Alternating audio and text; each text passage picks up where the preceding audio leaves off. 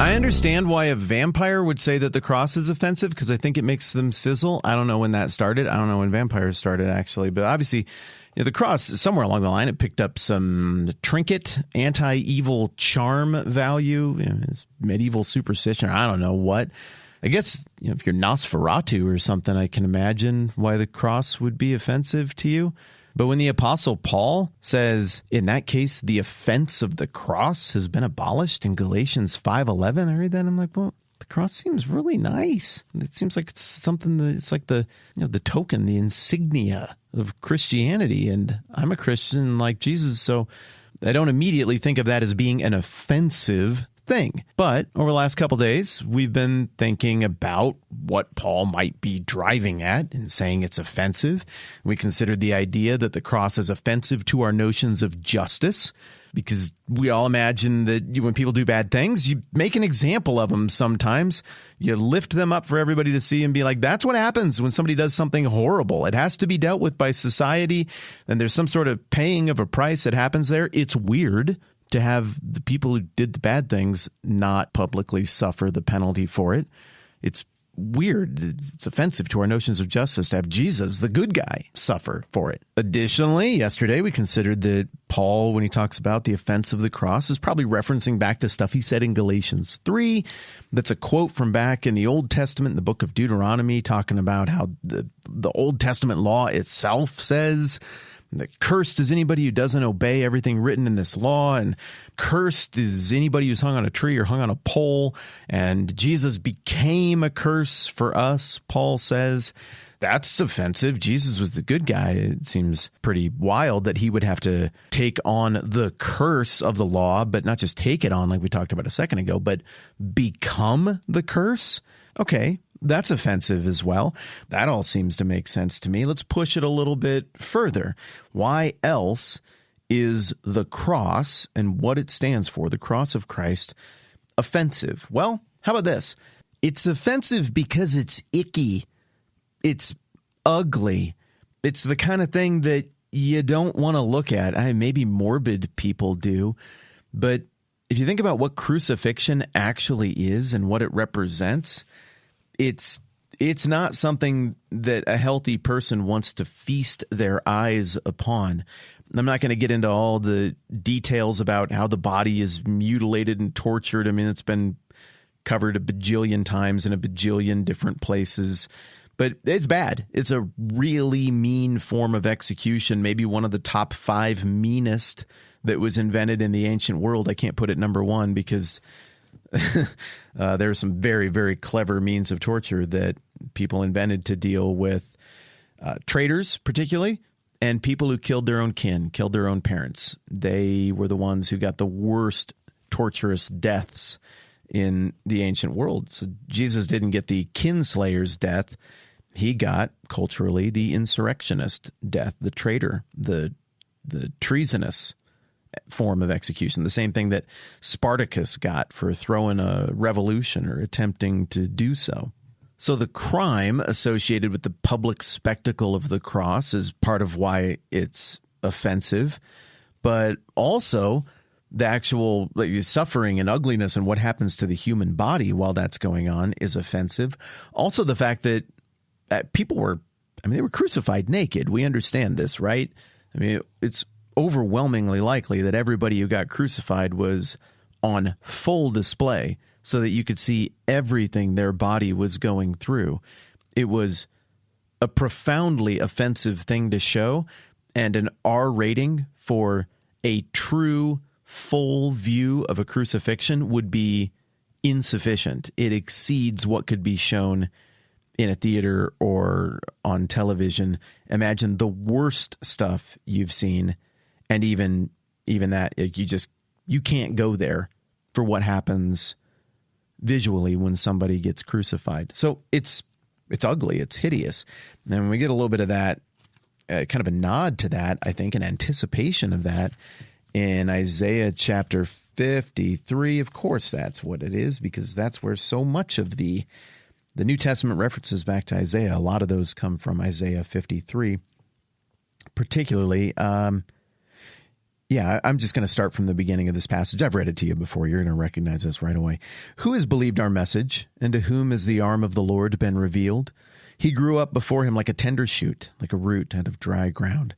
He had no beauty or majesty to attract us to him, nothing in his appearance so that we should desire him. He was despised and rejected by mankind. You can see where this is going. A man of suffering and familiar with pain, like one from whom people hide their faces. He was despised, and we held him in low esteem. Surely he took up our pain and bore our suffering, yet we considered him punished by God, stricken by him, and afflicted. But he was pierced for our transgressions. He was crushed for our iniquities. The punishment that brought us peace was on him, and by his wounds we are healed. Okay, I mean, there's a lot there, but come on, you're smart. You're picking up what I'm putting down here. The offense of the cross, I mean, it's all summed up right there. They couldn't even look, like one from whom people hide their faces. Isaiah's prophesying that nobody can even look on what's happening here in this moment where he's pierced for our transgressions and crushed for our iniquities. But then Isaiah rounds out the thought saying that all of that punishment that brought peace was on him, and by his wounds we are healed. It's both levels of offensiveness right there in Isaiah chapter 53. It's hideous. It's ugly. It's gross to behold. You'd want to censor this and definitely not show kids. It would turn your stomach and make you want to puke to actually look at this spectacle. But also, it's an affront to our notions of how justice and retribution ought to be, because the punishment that brought us peace was it's on that one guy. And by his wounds, we're healed. So stuff we deserved, he took. So we have the offense as it relates to notions of justice. We have the offense as it relates to the curse of the Old Testament being hung on a tree from Galatians chapter 3. We have the curse of this being visually offensive, a shocking form of death associated with the worst kind of behavior. And then finally, it's offensive to our notions of self and self-sufficiency. It's offensive in the same way that if you're doing a task that you're perfectly capable of doing and somebody comes along and they're like, here, let me just jump in there and get that for you. You're like, hey, knock it off. I know how to do this. Stop it. Well, that little impulse that we have as people over trifling tasks that we think we can manage on our own is amplified all the more when it's not a trifling task. And instead the task is getting our crap together and getting right with God and nailing the point of life. We would like to imagine we can do that. And probably all of us go through an extended phase, maybe it's in youth, maybe it's later, where we really think we actually are, where we are so not self-aware that we actually think we're getting it right, that we actually think we're killing it. Like some kid who goes out to sing the national anthem because their dad owns the team, but it's horrible. Yet all of their affectations and approach to how they're singing the anthem makes it feel like they're absolutely crushing it. But they're not. It's ghastly, and everybody else can see. We somehow can delude ourselves into imagining that we're barely touched by the human problem at points in our lives. That we really, hey, back off. I can handle this task. That we really can handle it. That we really can, through self-discipline and exertion, defeat the effects of time and forgetfulness and also selfishness and temptation and doing things that we think there won't be consequences for because nobody saw it. We can't beat it. We are touched by the human problem on so many levels that we know of and even more that we don't. We own that on so many levels that we know of, but even more that we didn't even catch in ourselves as the POV character of our own story. So then, understandably, it could be pretty offensive if along comes God or anyone is like, let me just get in there for you.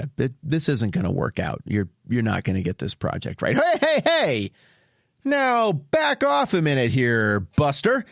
I've got a pretty good resume and a pretty good track record. I'm quite certain I've got this project under control. Well, no, the project of the care of our soul is not under control. The project of absolution for our sin, for atonement, for what's gone wrong in the past that we can't change. No, it's not under control. And so The whole thing of the cross is just a giant visual metaphor that people get tattooed on themselves and they put up on hills around town that you see when you go to church. It's a giant visual reminder. You don't got this. You can't handle the project. I can't handle the project. You have one way out of this thing. The one way is faith in God, dependence on God. That's it. He can solve this gigantic problem you have. You can't solve it. The fundamental mistake of the agitators who came to the Galatian churches is that they were saying, maybe you can solve it. You just need to do a few more things. You need to do a few more steps. You need to make a few snips on some tender areas of the flesh, and you can handle the project. And Paul is saying, seriously, you're going to stiff-arm God? You're going to be like, no, I've got this thing. Well, by saying, hey, if you go and get circumcised, that's basic. I mean, the metaphor is mine, but I don't think I'm stretching it at all here from what we're getting in Galatians 5. If you go and get circumcised in this context with the meaning that is applied to it here, not just circumcision in general, but Galatian church, given the conversation and why you're doing it, if you go get adult circumcised, you are stiff-arming God, who has walked over and is looking at your project that you are botching but that you feel like you're nailing. He has offered to step in and solve it because you can't. And instead, you're saying, no, back off. Hey, you're being nosy and you're getting in my business. I can handle it. Well, the cross is very offensive to that notion of pride and self-sufficiency that I have, that you have, that everybody has, because implicit, really explicit in the message and meaning of the cross is you don't got this. You need me. I'm speaking in the voice of God right now. That's weird and a bit of an overstep, but I think you know what I mean. You need me to step into this and solve a thing that must be solved, but that you cannot solve. Yeah, I sing the songs at church, and I memorize the Bible verses, and I celebrate this, but also there's a part of me, despite how long I've been around it, that is kind of put off by the fact that I can't do it myself. Why not myself? Why shouldn't I be able to? Well, because sin is a pernicious thing, and the human problem is undefeated by humans. Only Jesus can beat it, and the cross is the symbol that reminds us of that. And because of that, and a handful of other reasons, yeah, the offense of the cross, that turn of a phrase makes sense. I got another verse I want to read you about that, but we're out of time, so I'll do that at the beginning tomorrow, and then we'll get on to the final little phrase here, which is going to be an adventure, because it has castration in it. What? I better go. I'm Matt. This is the 10-Minute Bible Hour podcast. Let's do this again soon.